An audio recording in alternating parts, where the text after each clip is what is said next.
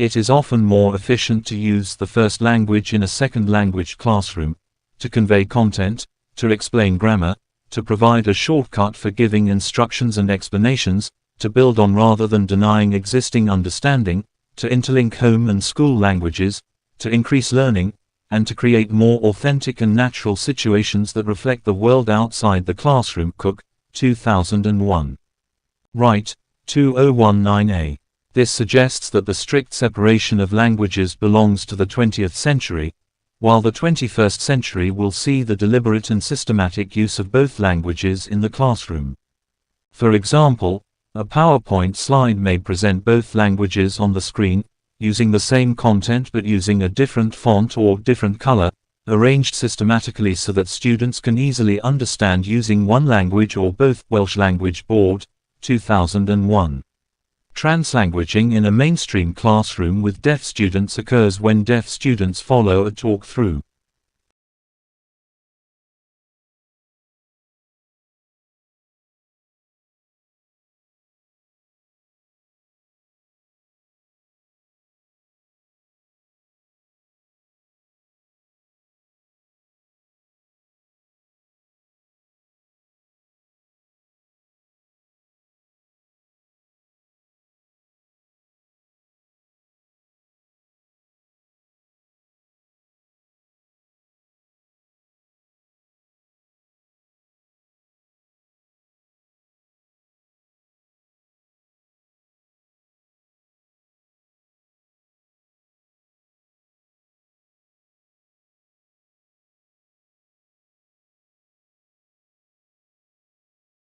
Special attention needs to be paid to the continuous evolution and progression of the minority language in bilingual schools.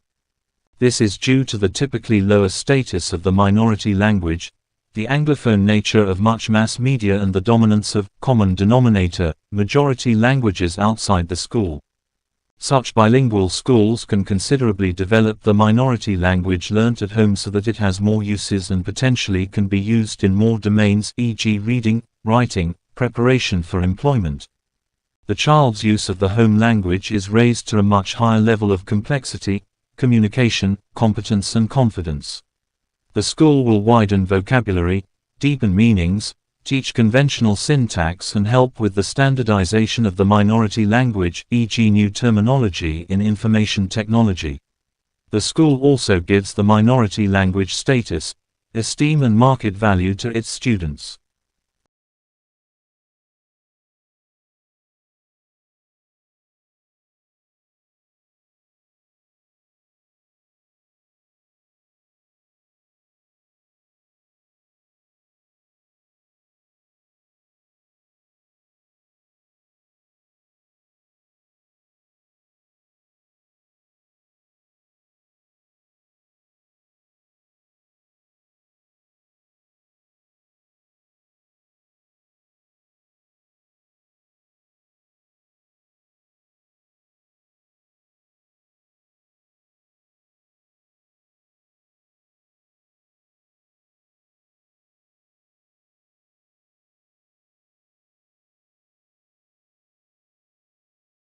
Bilingual schools must deliver highly effective education for students, not just on language dimensions but also on other areas where various stakeholders want success. Mehisto, 2012. Even if the school is excellent at language maintenance and language revitalization, its justification for students, parents, public and politicians ultimately derives from it being a form of holistically effective education. While social justice and equity can be a colorful flag to wave for bilingual schools, their success in developing each child academically as well as linguistically, cognitively and as citizens, as contributors to the economy as well as to a community, requires a bilingual school to deliver the multiple and complex agenda of education and schooling. While this section concentrates on language issues, all the attributes of effective schooling are relevant to bilingual schools. There are elements that make all types and models of bilingual education more or less effective. Mehisto and Genesi, 2015.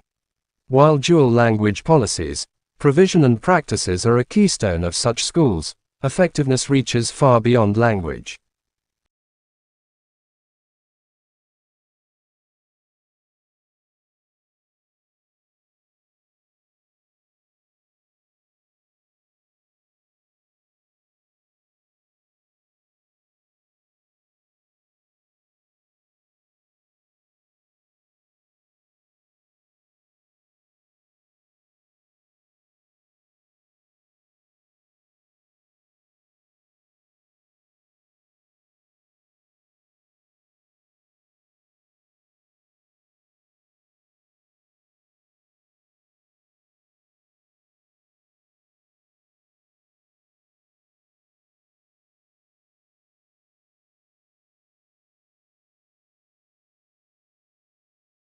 Teacher professional development can be designed to help all staff members effectively serve all students.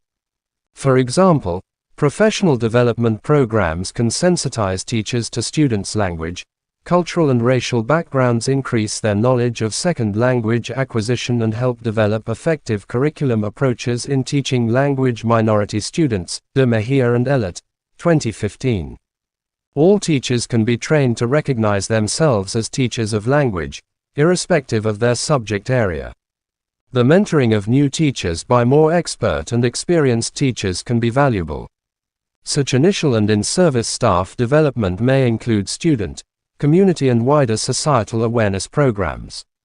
Models and curriculum approaches to bilingual education, cultural diversity, and the politics that surround local and regional implementation of education for bilinguals. Caballero, 2014.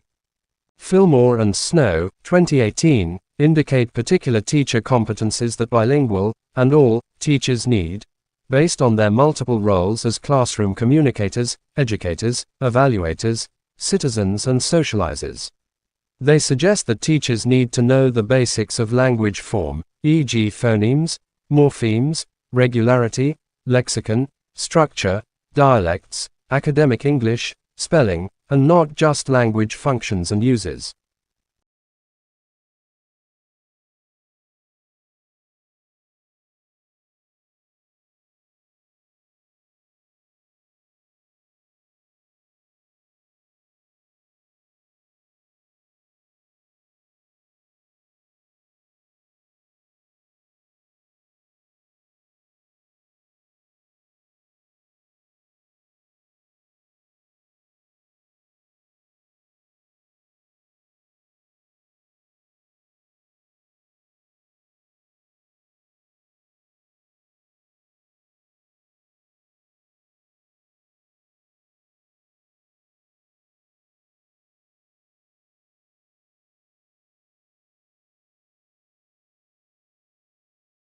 Martin Jones, 2000, surveyed 3 decades of research on such interactions between students, and between students and teachers.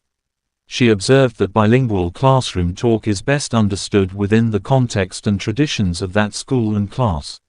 Such situations provide clues and cues for expected and allowable patterns of talk. For example, code switching by the teacher may be used to signal the start of a lesson or a transition in the lesson, to specify an interaction with a particular student, or to move from teaching content to classroom management. Children also initiate code switching in the classroom, and have an influence on a teacher's use of 2 or more languages, and particularly the languages used in small group work and conversations with other students. The student's choice of which language to use and when tends to be reasonably regular and patterned and will reflect 1. The teacher's declared preference and management of languages, 2. A student's and peer group's proficiency or choice, or 3. A negotiation between teacher and child. A teacher's language choice tends to be more child-centered in the early years of schooling, for example when explanations, clarifications and checks on understanding are needed with young children, e.g. language minority children in mainstream, language majority classes.